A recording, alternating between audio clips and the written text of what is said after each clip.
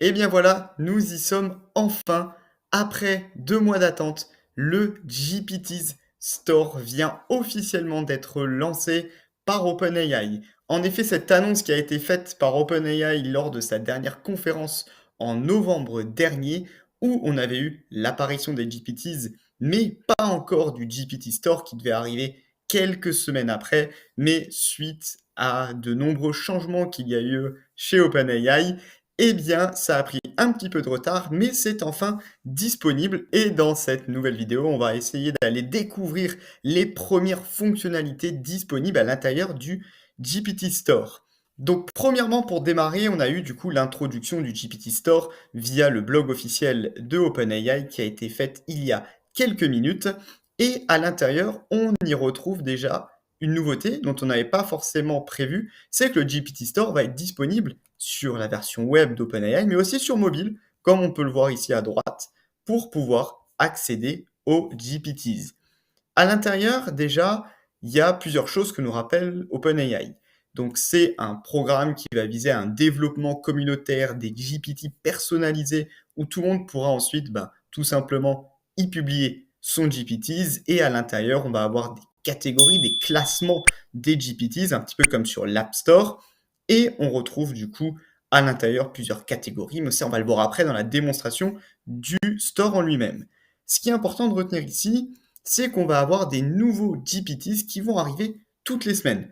Ici, ils en ont déjà mis en avant certains. On retrouve par exemple Canva, All Trails, pour pouvoir avoir des recommandations sur du trail, sur du design avec Canva, sur de l'aide au développement. Donc toutes les semaines, des nouveaux GPTs qui vont arriver pour faire grandir le nombre de GPTs disponibles dans le store. Ici ensuite, on va retrouver quelques informations sur comment publier sur le GPT Store. Mais ça, on va revenir juste après sur les règles qui ont été partagées par OpenAI pour pouvoir publier son premier GPT sur le GPT Store.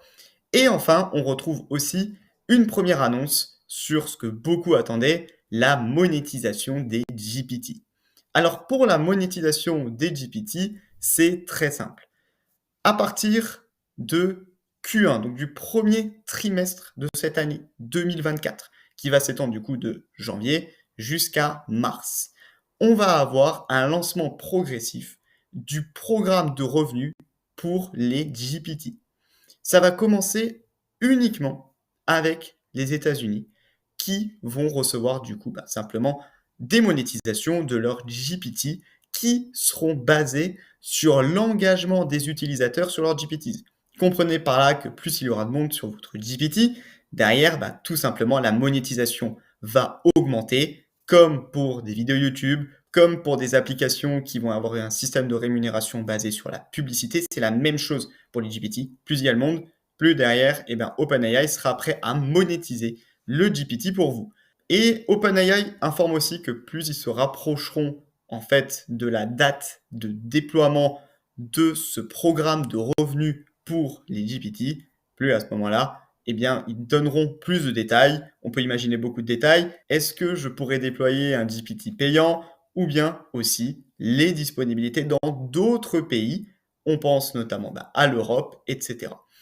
Donc ça, c'était sur les grosses annonces qui ont été faites par OpenAI sur le GPT Store et de donner un petit peu plus de détails sur la monétisation, sur les nouveaux GPTs qui vont sortir toutes les semaines. Mais alors juste avant de publier notre premier GPT, revenons sur quelques règles qui ont été fournies par OpenAI pour pouvoir s'assurer de la conformité des GPT.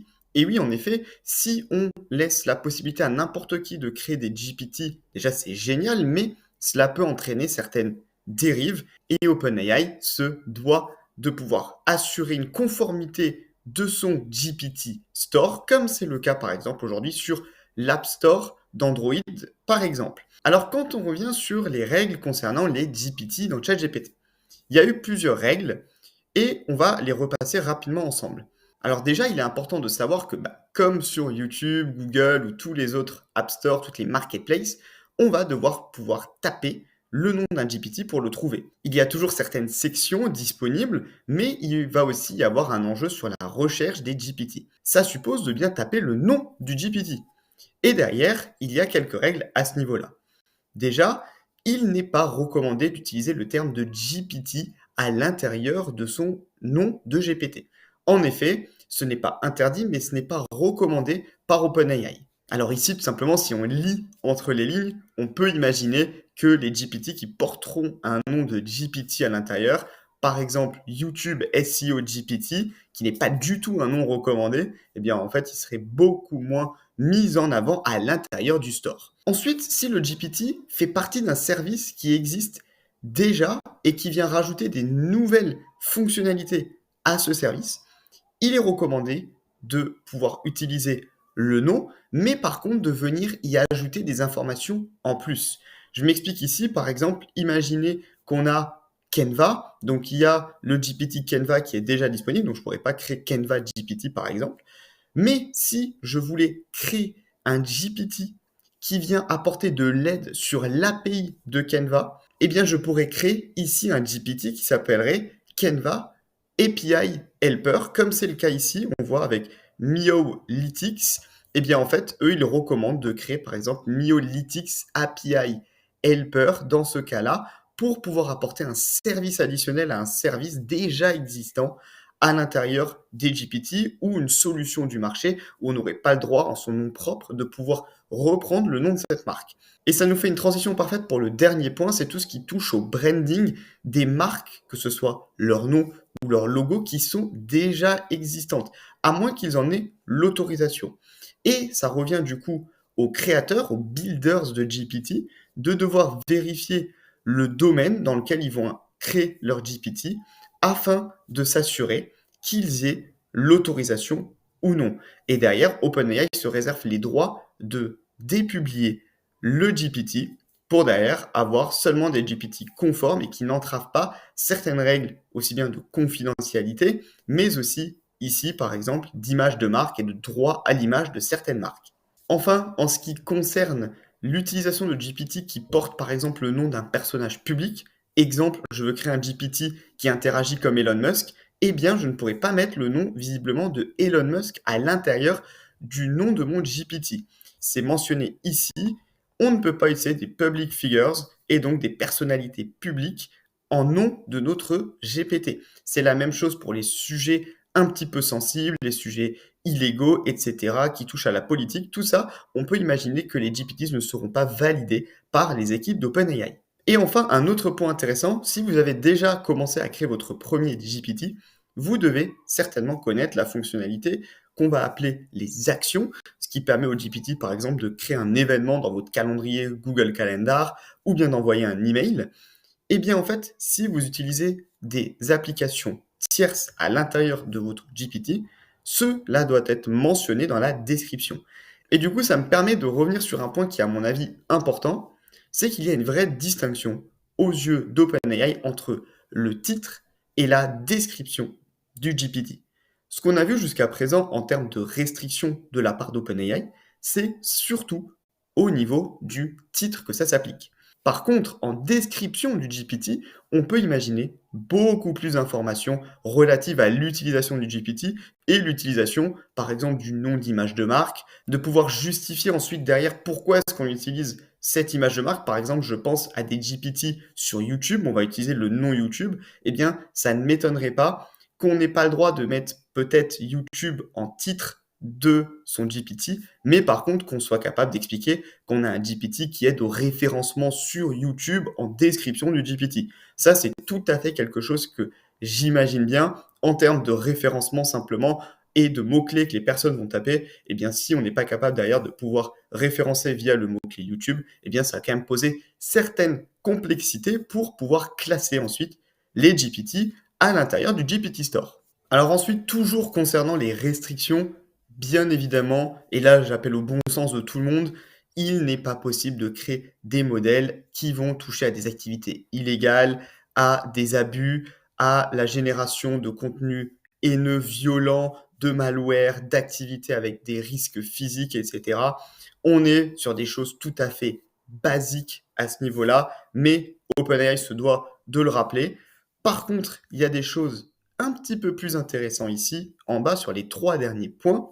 Le premier, c'est que pour les GPT qui vont être créés et avoir un intérêt au niveau médical, financier et dans les activités légales ou bien encore dans la génération de résumés, par exemple, d'actualité qui pourraient influencer aussi ici la manière de penser des personnes, il va être obligatoire à chaque fois d'informer l'utilisateur via un disclaimer qui va utiliser une IA et qu'il y a des limitations à utiliser l'intelligence artificielle. Donc, si on crée par exemple un GPT qui va faire des recommandations sur les marchés financiers, eh bien, je suis obligé d'ajouter un disclaimer à l'intérieur pour dire que finalement, on va interagir avec une IA et qu'il y a des limitations à ça, que c'est pas une fin en soi, qu'il faut pas la suivre et qu'elle ne va pas donner, par exemple, une recommandation financière qui est 100% juste. C'est la même chose dans le domaine du médical, du financier, du légal et aussi sur tout ce qui va toucher à l'actualité. On peut imaginer que dans les contextes politiques actuels, eh bien, il va falloir s'assurer que les GPT ne soient pas, par exemple, vecteurs de fake news. Ensuite, sur le deuxième point, il fait un petit peu référence à ce qu'on disait avant sur la capacité de mettre le nom de Elon Musk, par exemple, dans le titre. Mais c'est tout ce qui va toucher à l'interaction avec des personnes qui vont être simulées ou parodiées. En effet, ici aussi, OpenAI va demander à avoir un disclaimer à l'intérieur qui mentionne que la personne est en train d'interagir avec une IA et donc derrière d'éviter que les personnes pensent réellement qu'elles discutent avec James Bond, Elon Musk par exemple. Et donc ici aussi, ça va encore permettre de s'assurer que les personnes sont bien dans la bonne conscience qu'elles traitent avec une intelligence artificielle et pas avec une personne réelle. Et ensuite, ici, on retrouve aussi toutes les politiques de partage, de publication d'OpenAI, que ce soit sur les réseaux sociaux, via l'API d'OpenAI. Il y a énormément de contenu là-dessus, mais là, je pense qu'on a plutôt bien reparcouru la plupart des limitations qu'impose OpenAI pour pouvoir commencer à publier ces GPT. Alors ici, on est de retour dans OpenAI et on va revenir sur l'un des derniers prérequis, cette fois-ci le prérequis technique de la part d'OpenAI pour commencer à publier ces GPT. Ça va être ici en bas d'aller dans les paramètres et tout simplement, si on regarde ici, le Builder Profile.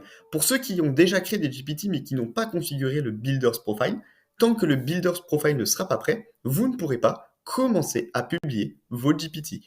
Alors ici, ce qui est important de retenir, et ça a été communiqué par OpenAI, ça va être ici, ou bien d'activer votre nom. Par exemple, si je le retire ici, on voit que on me demande de pouvoir valider mon identité en y ajoutant des informations de facturation et d'ownership. Et ça va me permettre ici de ne pas avoir écrit by Community Builder, mais d'avoir, si je l'active, écrit by Pierre. J'aurais pu modifier, mettre Elliot, mon prénom par exemple. Il est aussi possible, si on le souhaite, de plutôt référencer un site web. C'est-à-dire que si vous avez votre propre site web, où vous avez par exemple une activité commerciale dessus, ou bien de formation, d'éducation, etc., vous pouvez très bien ne pas activer votre nom, mais activer directement votre site web. Et là, en bas, vous aurez un lien d'accès à votre site web. Ce qui va être super intéressant pour pouvoir générer du trafic sur votre site web via le GPT en question et derrière potentiellement de monétiser du contenu, de générer encore une fois plus de trafic sur un site web, etc. Donc ça, c'est les fondamentaux, les prérequis techniques qu'impose encore une fois OpenAI avant de pouvoir commencer à publier vos premiers GPT. Ensuite, un autre point assez intéressant dont on n'avait pas encore une notion, c'est ici, si on voit que je sélectionne Received Feedback Emails sur mon adresse mail. Pourquoi c'est important? Vous publiez votre premier GPT, les utilisateurs commencent à l'utiliser, mais que se passe-t-il si ils y voient des optimisations, s'ils rencontrent des bugs, si les réponses ne sont pas à la hauteur de leurs attentes? Eh bien, ils vont avoir la possibilité de vous contacter directement sur votre adresse mail personnelle que vous aurez renseignée et qui vous permet de vous connecter à OpenAI pour pouvoir vous demander du support, de l'aide, plus de compléments, des évolutions, etc. Donc ça peut être à double tranchant. Ça peut être une super opportunité, c'est-à-dire opportunité d'entrer en contact avec les personnes qui vont pouvoir simplement utiliser votre GPT. Opportunité pour vous de pouvoir l'améliorer, ensuite toucher plus de monde, être plus pertinent, et derrière, c'est un effet boule de neige. Vous allez avoir de plus en plus de monde sur votre GPT, il devient de plus en plus populaire, il est mieux positionné dans les classements des GPT sur le GPT Store, et derrière, pour vous, vous y tirez des bénéfices. Par contre, le revers de la médaille de tout ça, c'est que vous pouvez avoir énormément de demandes. On peut imaginer, bon, derrière, d'avoir vraiment du flou à ce niveau-là, de recevoir énormément d'emails. Et on peut aussi imaginer ben, qu'à la fin, vous vous retrouvez plutôt comme un assistant support tout le temps à votre GPT. Si on a des GPT qui vont faire 10 000, 100 000 vues par mois, bah, imaginez derrière le nombre de personnes qui sont capables de vous contacter, de vous demander de l'aide. Donc ça peut être un petit peu fastidieux, mais il faut être prêt à ça. Mais sachez que vous pouvez bien évidemment ne pas l'activer si vous ne souhaitez pas être en contact avec les personnes. C'est à vous de voir en fonction des arguments que je viens de vous présenter à l'instant. Avant d'aller plus loin dans la vidéo, je voulais te partager ici l'ensemble de mes ressources disponibles en description de cette vidéo qui te permettent de débuter rapidement en no-code, low-code et avec l'intelligence artificielle. Tu y retrouveras à l'intérieur mes différentes ressources présentées ici. Et enfin, tu retrouveras aussi ChatGPT Master, mon guide pour avoir les bases du prompt engineering avec ChatGPT. Donc n'hésite pas à prendre quelques minutes pour découvrir toutes ces ressources qui sont mises à disposition en description de la vidéo. Et bien à présent, nous voici sur le GPT's Store qui est accessible par l'URL en description de la vidéo, chat.openai.com/gpts. Et à l'intérieur, on retrouve plusieurs choses. Déjà, on retrouve une première partie ici avec tout simplement les GPT qui sont mis en avant par OpenAI comme étant les top GPT de la semaine. C'est écrit ici. Ici, par exemple, aujourd'hui, on retrouve AllTrades, Consensus, Code Tutor et Books. On voit à chaque fois par qui ils ont été créés. Donc, si on revient sur ce que j'ai expliqué juste avant, on a des personnes qui ont mis, par exemple, un nom, Consensus ici, ou Josh Brent, et on a des GPT plutôt avec, du coup, directement un nom de domaine qui permettrait aux personnes ensuite de se rendre sur ce nom de domaine. On voit aussi qu'il y a le nombre de commentaires qui ont été mis à l'intérieur. Donc là, on retrouve aussi les GPT les plus populaires de la communauté. On retrouve les GPT créés et développés et maintenus par les équipes d'OpenAI, donc par ChatGPT. Donc on retrouve DALL-E, HotMods, Data Analyst, Creative Writing Coach, etc. On trouve une catégorie sur les GPT qui intègrent des fonctionnalités de DALL-E à l'intérieur pour générer des images, pour générer des descriptions, etc. Donc si on regarde bien juste ici, on voit que la plupart des GPT n'ont pas le terme GPT, mais pourtant certains l'ont quand même mis ici sur le logo GPT par exemple, à l'intérieur. Donc ça va être intéressant de voir comment vont évoluer leurs rankings au fil du temps. Et après, on retrouve une description très courte du GPT. On en trouve comme ça pour toutes les catégories, que ce soit la recherche, la programmation, l'éducation, le lifestyle. Comme ceci, on peut naviguer par en haut aussi. Si ensuite je prends un GPT et que je le sélectionne, il y a ici des informations, donc je peux connaître la description du GPT, je peux avoir donc cette adresse, donc le nom de domaine, si je sélectionne tout simplement l'adresse, ici j'arrive sur le site de Canva, ce qui me permettrait donc de rediriger des utilisateurs. Et après, j'ai juste à me connecter pour pouvoir commencer à exploiter ce GPT et ainsi obtenir son aide. Ce qui est intéressant pour toutes les personnes qui se posent la question de l'utilisation des GPT, parce que quand on a vu l'arrivée des GPT il y a quelques mois, beaucoup d'utilisateurs ont été frustrés par le fait qu'il fallait avoir GPT+. Eh bien, c'est toujours le cas. Pour les personnes qui n'ont pas GPT+, vous ne pourrez pas utiliser les GPT. Les GPT sont réservés aux utilisateurs de ChatGPT+, que ce soit dans leur conception, dans le partage et ensuite dans l'utilisation des GPT. Donc ici, par exemple, j'ai lancé un premier GPT où je vais pouvoir lui poser, par exemple, comme ceci, des questions sur le quantum computing et derrière, celui-ci va m'apporter une réponse. Il démarre, vous voyez, des actions. Donc j'aurai juste ici, par exemple, à accepter. Donc là, on peut aussi voir la partie action à l'intérieur des GPT.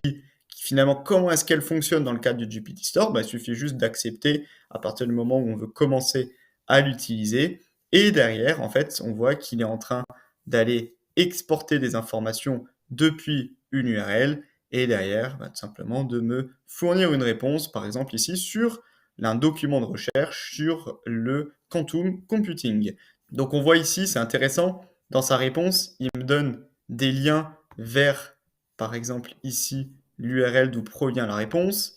Si je reviens ici, je peux aussi télécharger le PDF. Tout ça, c'est des choses qu'on ne peut pas faire quand on utilise OpenAI. Donc, c'est vraiment une valeur ajoutée des GPT où, à chaque fois, en fait, ici, dans la manière dont il a créé ce GPT, eh bien, derrière, il peut me mettre des liens, il peut me donner des PDF à télécharger. Donc, en fait, juste, c'est un lien de téléchargement de PDF. Mais c'est quand même super intéressant dans la manière dont il l'a créé ici, de me répondre à chaque fois. On peut imaginer une custom instruction où à chaque réponse, on a un résumé, un auteur, un lien et un PDF. Et en fait, tout ça, c'est un builder qui, derrière, dans son GPT, a mis en place toute cette, on va dire, architecture de réponse qui me permet à moi, derrière, eh bien, simplement de m'aider et de pouvoir me donner des liens un petit peu plus précis, plus spécialisés que n'aurait pu le faire peut-être, par exemple, GPT-4.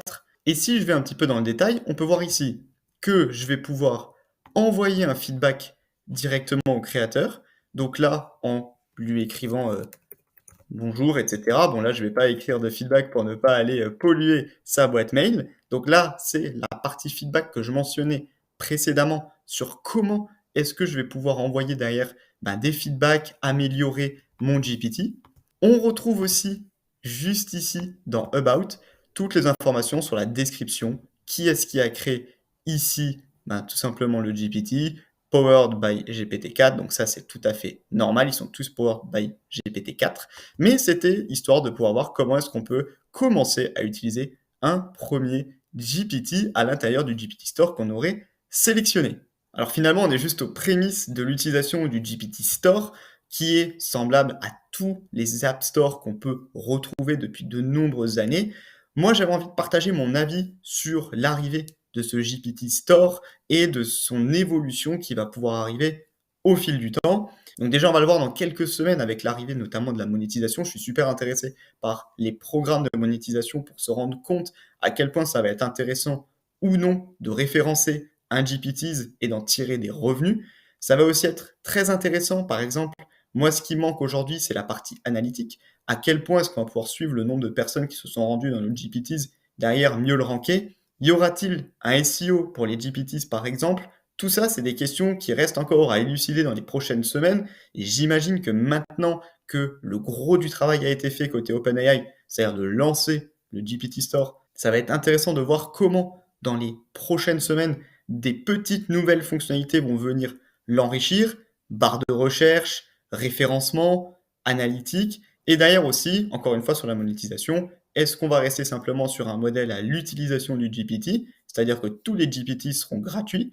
Est-ce qu'on va pouvoir rendre des GPT payants, etc. Néanmoins, le potentiel, il est juste énorme. Si on regarde, j'ai regardé juste avant cette vidéo, le nombre d'applications sur l'App Store, on est à plus de 2 millions d'applications sur l'App Store. Imaginez juste le potentiel. Ça se dit en fait, aujourd'hui, sur les GPT Store, on est juste aux prémices d'un nouvel App Store, d'un nouveau modèle d'utilisation des applications propulsées par l'intelligence artificielle avec les GPTs. Donc ça sera intéressant de voir ça peut-être plutôt dans quelques années du nombre de GPTs qui vont émerger au sein du GPT Store parce qu'encore une fois, on est peut-être aux prémices du futur de l'utilisation d'applications avec de l'intelligence artificielle à l'intérieur. En tout cas, n'hésitez pas à me livrer dans l'espace commentaire vos premières impressions sur le GPT Store. Est-ce que vous pensez l'utiliser dans les prochaines semaines? Est-ce que vous avez déjà utilisé certains GPTs? Donc n'hésitez pas à me le faire savoir, partagez vos attentes sur ce GPT Store et on ne manquera pas sur la chaîne de découvrir les prochaines évolutions qui vont arriver sur le GPT Store dans les prochaines semaines.